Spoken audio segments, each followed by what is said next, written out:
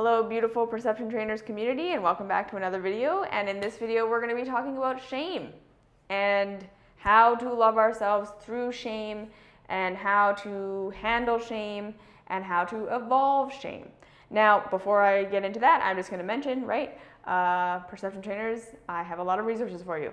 I've got the 33-day body balance program, I've got the Your Body is on Your Side program, I've got the Perception Diet, we got the Mystery School, we got the Transformation series, the Emotional Mastery series, the website. There's a new video or blog every Monday. There's the Facebook page. You can follow me on Instagram, Aaliyah_PT, I believe. Don't even know my own handle. So just so that you know all that, that's fun. Okay, now let's talk about shame. So when we look at the feelings of shame and the emotion of shame, we would definitely call this a negative emotion.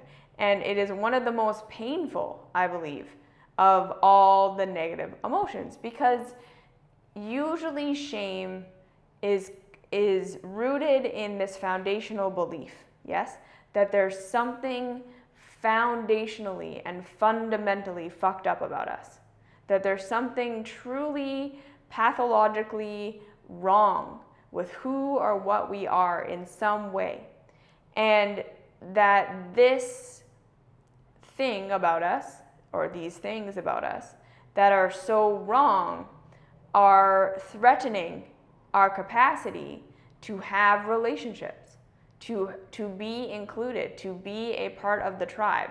And this can be very, very deep to the point where we feel like shame and the cause of that shame is akin to something that's going to kill us.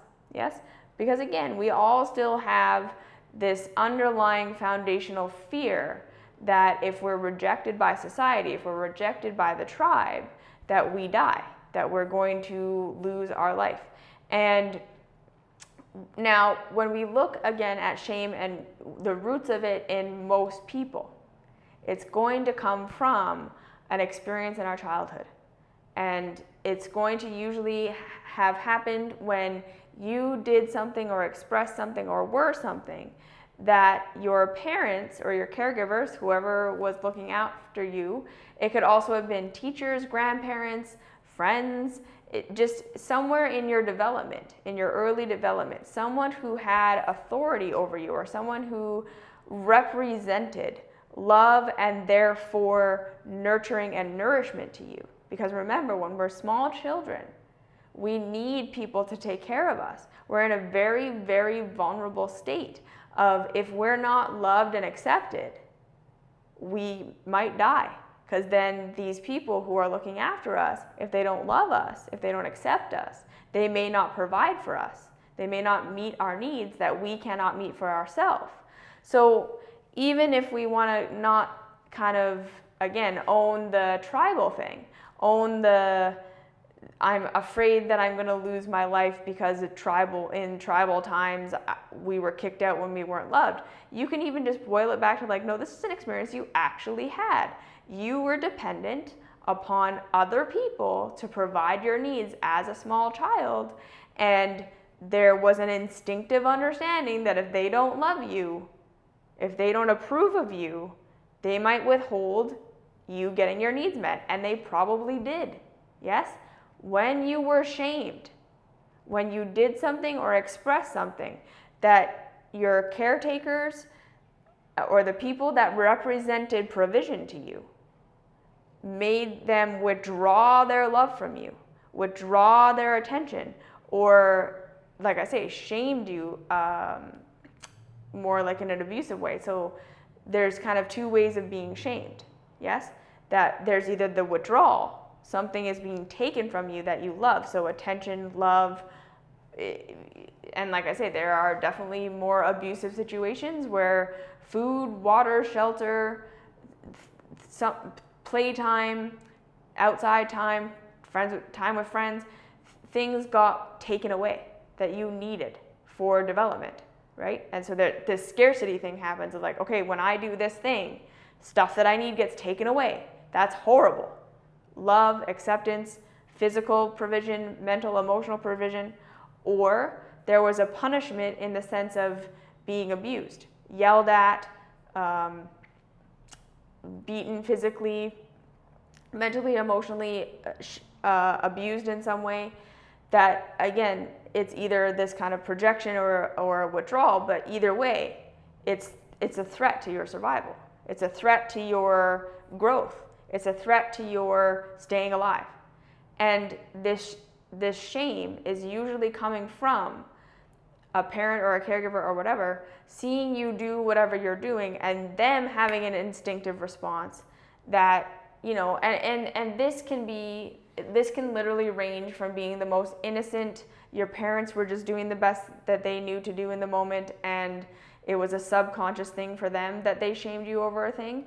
And what I mean by that is there was an instinctive instinct in your parents that if you are this way, you're expressing something, you're doing something, you're being something. And if you continue to do that, you're going to get rejected. The society is going to reject you. So their own abandonment wounds, their own shame wounds were being triggered by you doing what you were doing. And they were like, stop it, don't do that, don't be that, because I don't want you to be this way. I reject how you're being because I don't want you to get rejected by society.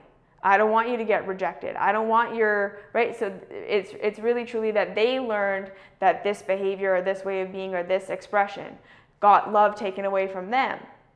So they don't want you to do it, right? And it's this very weird unconscious thing where they're taking their love away from you for doing this thing because love got taken away from them for doing this thing. And this is how we have this generational sin. Yes? That instead of your parents saying, okay, well, I was rejected for doing this thing. Because again, my parents got rejected for doing this thing, and they had, right, that there was this fundamental belief that this is a wrong way to be. And if you are this way, you're not going to survive. You're going to get kicked out. You're not going to be accepted. And if you're not accepted, you're going to die. So don't do that. Don't be that. Or even, you know, and we'll get into that in a second, actually. So there's this kind of, like I say, the most innocent version. You were shamed because your parents were afraid for you. Because they were afraid for themselves. That if I behave this way, love goes away. So if you behave that way, love's going to go away, and I care about you and I don't want love to go away from you, so I'm going to withdraw love from you. It seems very weird, and like if you really thought it through, it should be like, don't reject me. That's how you make it so that that's not happening. But again, most people are unconscious about their own shame wounds. Okay, so that's the most innocent, all the way to a parent being more like, I don't like that you're doing this. Like, I reject this. I don't want to have to deal with you like this. You are expressing something that makes you more work for me, or that makes me look bad, or yeah, like there's whatever it is that you're going through isn't good for me, and it's not how I want to be, and it's not how I want to live, and whatever this is. So I'm going to reject you for being that way, so that you stop doing this behavior and stop bothering me. And so this is kind of like the spectrum of it being more on the innocent side all the way to the more kind of narcissistic parent side, where it's just they're shaming you because, like I say, you're being an inconvenience to them, you're making them look bad, you're tarnishing their reputation, all of these things. And so whatever it is, you know, however it is that it came about that you were shamed for being who or what you were, that's the imprint, all right? And then as you grow into an adult, there doesn't seem to be something that happens in us as we grow into adulthood, because I think that this is a very advanced evolution that needs to happen in humanity that hasn't happened yet, generally for the most part, is that as we grow into adults, we tend not to overcome our shame or evolve our shame or get to a place where we're like, okay, whatever I was shamed for, either that is an authentic part of myself, and I'm going to learn to express it and do it and be it and realize that it doesn't make the whole world reject me. Realize that some people will, right? We are all going to be rejected for our authentic selves. And that's something we all need to come to terms with, that not everyone is going to love us. Not everyone is going to like us. Not everyone is going to accept what is authentic to us. And But we all develop this idea that external love and societal love and our parents' love, usually, again, this external love, we think it's society. We're saying everyone's going to reject me. But Martha Beck has this thing where she calls the generalized other. Yeah? We all have it's everyone. But what we really mean is like 3 or 4 people, right? When we're thinking everyone in the whole world hates this, what you really mean is your mom, your dad, your brother, and your sister. Yeah? There's going to be 3 or 4 people whose opinions of what is right and wrong have deeply imprinted in you what is right and wrong. And whatever they accepted about you, you can accept about yourself. Whatever it is that they've rejected about you and have shamed about you, you reject and shame in yourself. Because you then start to self-audit, right? We carry our shame forward into our adulthood as a way of trying to protect ourselves from everybody rejecting us. Yes? Whatever it was that we were shamed for got us rejected by our primary caregivers, the people that mattered to us and our survival the most. We entangled that love being taken away or that abuse that we received as being a threat to our survival, yes? And they're the only source of love. None of us really were taught how to be our own source, how to access our own source, how to feel love even when someone that is very important to us isn't loving us.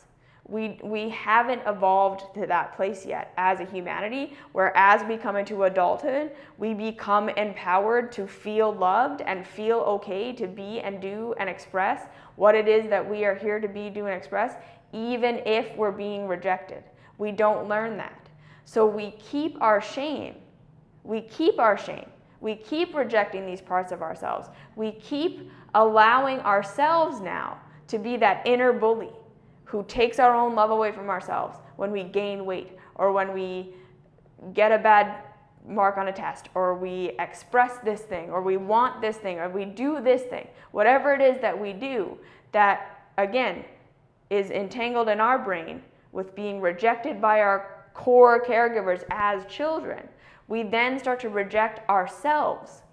And you see again how twisted this is, right? When we looked at the innocent parent who's just taking their love away from you because they don't want you to be that way, because in their minds, everyone's going to take their love away from you if you are like this, and you will die then, right? That's their projection of their generalized other, those 4 people who didn't accept them, that was the important people to them, took their love away when they did this. So they're like, now you can't do that, don't do that, because I don't want love to go away from you, and I'm going to teach you how not to do that by taking my love away from you. Yes? Which is the fear, right? The fear is that love is going to go away. That's the fear. Love is going to be taken from you. Don't be like this, because love will be taken from you. And then all the way to even the abusiveness, right? If you learned, when I am this way, when I express this, when I do that, love is taken away. Rather than saying, okay, I'm going to figure out how to access my own love. I'm going to figure out how to even expand my circle of generalized other people, right, whose love counts. So this is another thing that we got to understand.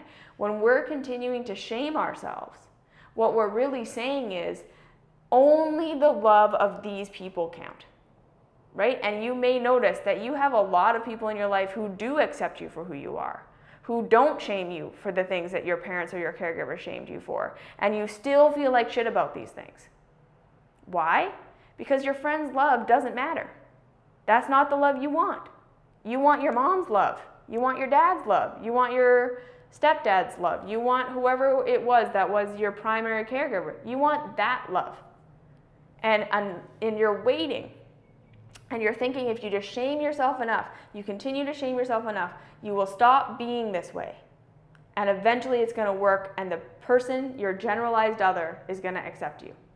Right? Because if you really look at yourself, you may notice that you actually do have a lot of people around you that do love you, that do accept you, that don't have a problem with you being the way that you are. And yet you still feel terrible about it.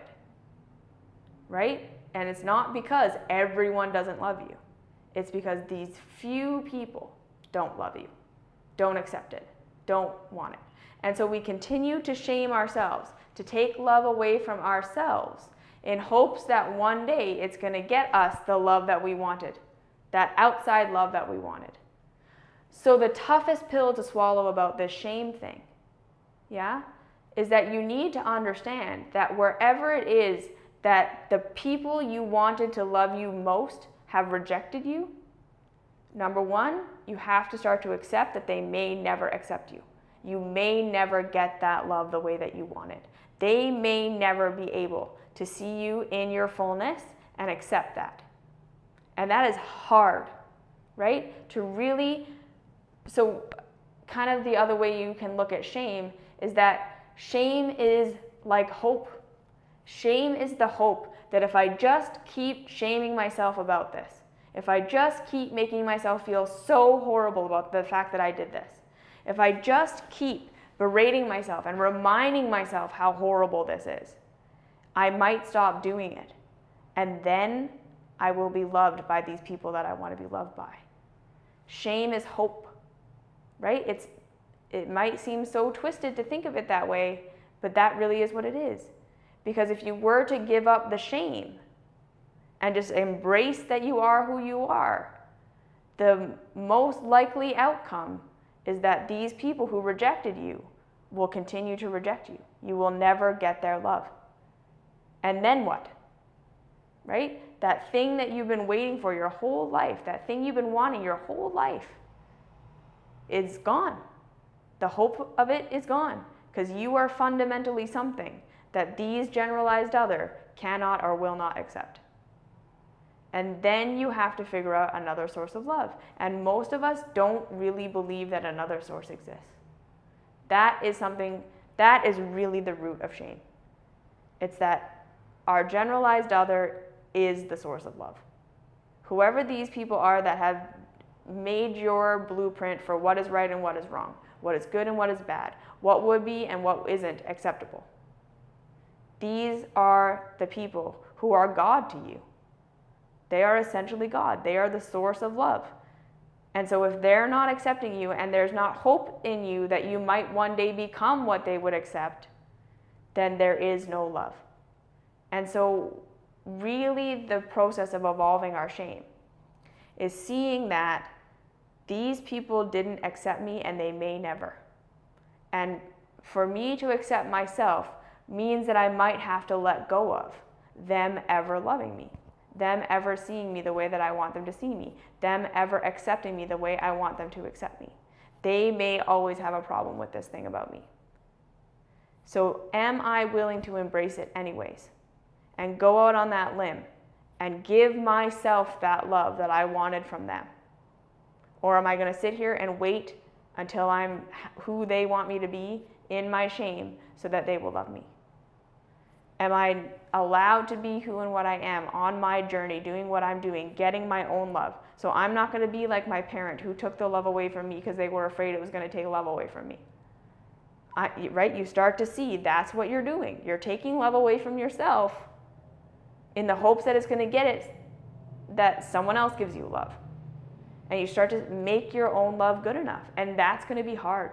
It is not easy to do this. Okay, so evolving our shame is no easy step. And that's why I say do the emotional mastery process.